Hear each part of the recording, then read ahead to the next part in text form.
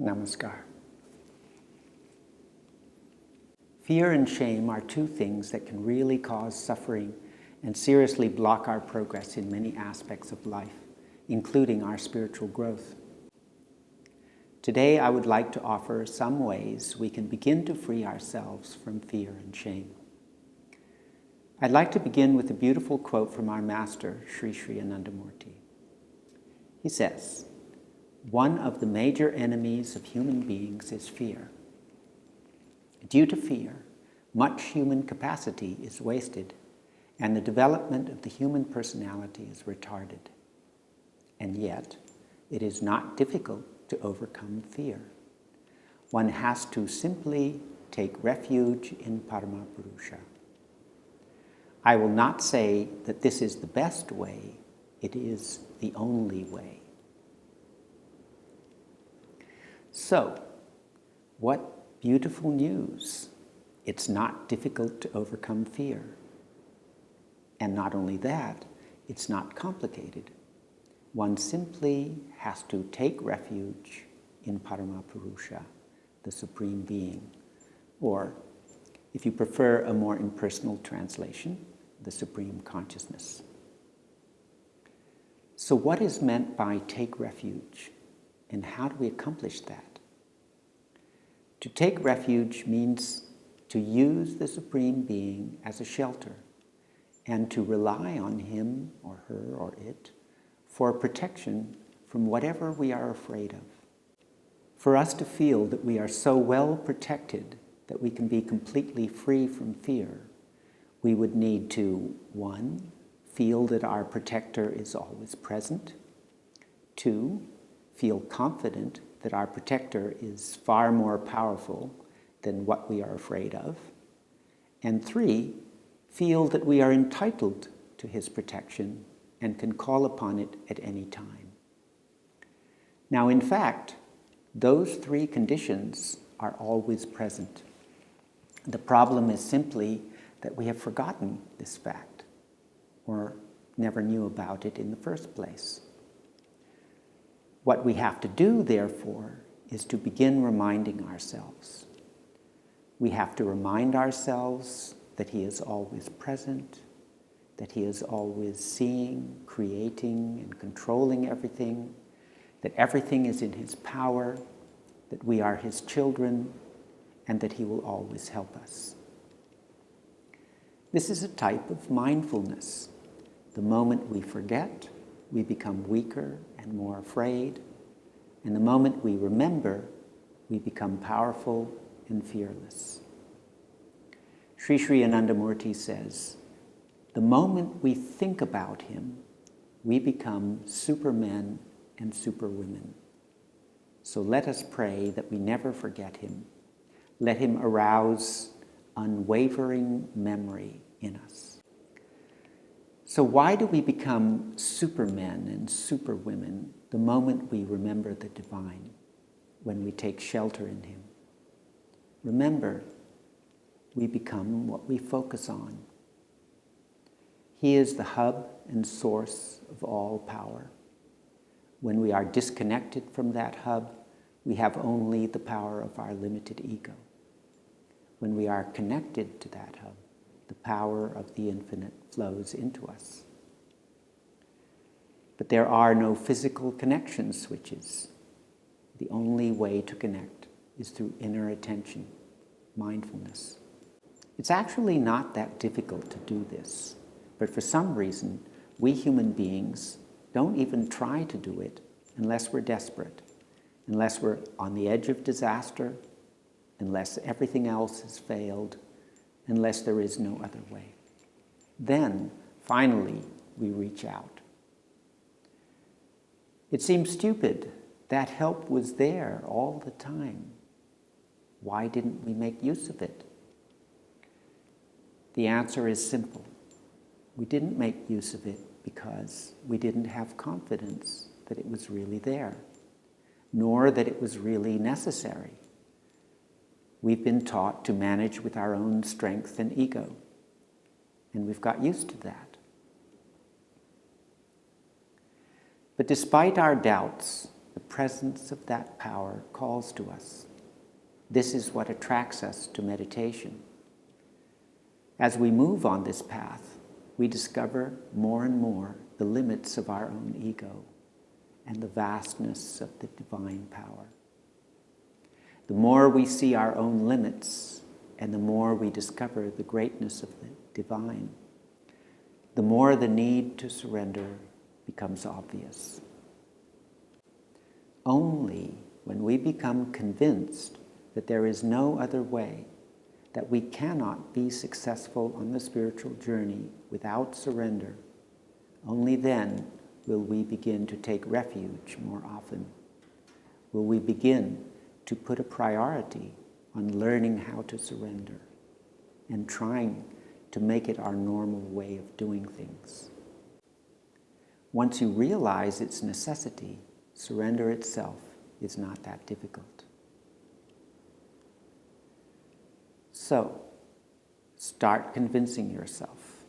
If you want to succeed on the spiritual journey, if you want to be victorious over your weaknesses, if you want to be free from fear, you have to surrender. There is no other way. There is another reason that stops us from taking advantage of divine help, and that is the feeling of guilt or shame, a feeling that we are too much at fault to approach God for help, or that we don't deserve help. Guilt and shame weaken us. If we allow them to remain as voices in our head, they slowly drain our capacity for change and reinforce our negative behaviors. They cause a huge amount of damage and suffering. So how to get these voices out of our head? In so many of his discourses, our master Sri Sri Anandamurti repeated his advice again and again. What are you to do? You are always to remember that you are the child of a great Father. You must not think that you are a sinner. You are a degraded person. If you think that you are a sinner, it means you are meditating on sin. The psychological approach is, you should forget it. Even if you actually are a sinner, you should think, I am the son of a great Father. I am the daughter of a great Father. And thus you are meditating on the great Father. You should say, I am your son. I am your daughter. O Father, take me on your lap. This will be the approach. You should forget what you do not want. Sometimes I modernize this a little and tell myself, son of Superman, son of Superman. It makes me feel stronger right away, gives me a feeling of being supported by the divine, and makes me feel optimistic about the challenges I am facing. Here's another beautiful quotation. Sinners should also remember that although society may hate or speak bad about them, Parama Purusha can never do so, because they are his children. And the moment one remembers this, one will stop sinning. The best way for humans to desist from sin is to always remember that they are the children of Parama Purusha. That is so amazing. The moment you remember you are the child of the divine, you gain the inspiration, confidence, and strength to change your behavior. Confidence and strength which you would not have gained if you were only relying on your own ego. On yet another occasion, he says, Parama Purusha can liberate anyone from any bondage. He is not concerned about the details of one's sins, but rather about whether one has taken shelter in him or not. Taking shelter in the Supreme Entity is the ultimate thing. I find that so inspiring. The divine doesn't care about the details of our sins. He cares only how much we are trying to rely on Him, to take shelter in Him. And finally, Sri Sri Anandamurti reminds us that this help, this love, this support is not something given to us out of pity. It is given to us because, as His children, it is our right to have it. A newborn baby doesn't have to earn the love of its mother or father. As the ones who brought the child into the world, the parents are bound to care for it, and it is the baby's natural birthright to receive that care. Similarly, no matter how many mistakes we make, all of us have a birthright to love and support on our spiritual journey from the one who created us. Why did Sri Sri Anandamurti repeat this point so many times? He understood that it's really hard for us to get it. He also understood that until we do get it, we'll be floundering about in the dark, feeling lost and helpless. So, think about it. Drum it into your head. Make it a part of your psychology. You have a loving parent who is enormously powerful.